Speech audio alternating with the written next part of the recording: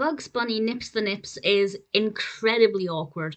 It needs to be pointed out that this was released in 1944, so the anti-Japanese attitudes that existed because of the war are perfectly understandable. You caricature the enemy, but obviously for today, it's so uncomfortable.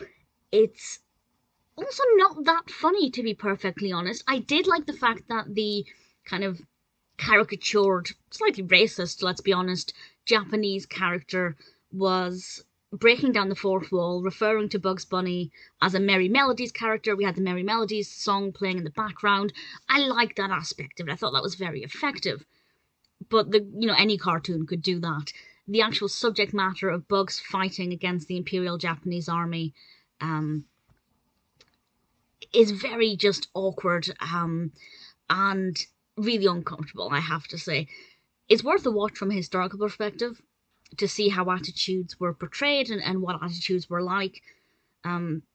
It's also very, well, I was going to say it's unusual for a racist cartoon to be focusing on the Japanese. That's not entirely true. But obviously most Warner Brothers cartoons that have been hailed as problematic or controversial are because they deal with other races, other people, other stereotypes. The Japanese not so much, but I can completely understand why they would, given attitudes during the Second World War.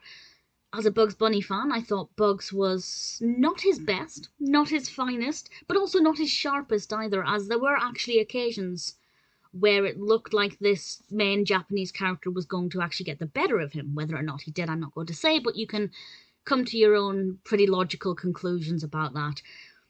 Credit where it's due, it's well animated. I thought the color palettes were very appealing a lot of the time. It was very effectively done, very consistent in its style, but also unfortunately very consistent in its attitude as well.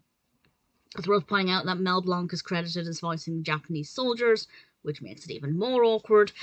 So yeah, it's definitely difficult to watch for the wrong reasons, of course, but from a to analyse it, it's certainly very interesting to look at certain attitudes during the war. It's one of my favourite subgenres of cartoons, propaganda and other cartoons depicting World War II at the time, and that's exactly what we've got here. I liked, as I said, the Japanese character.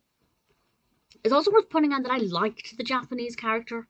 I took to him very quickly as kind of one main Japanese character, and yeah, I liked him. And I don't know what that says about the cartoon, because I'm assuming I wasn't meant to. So I don't know if, obviously times would change, attitudes are different, but I actually rather liked him. Either way, I'd say it's worth watching for the right reasons.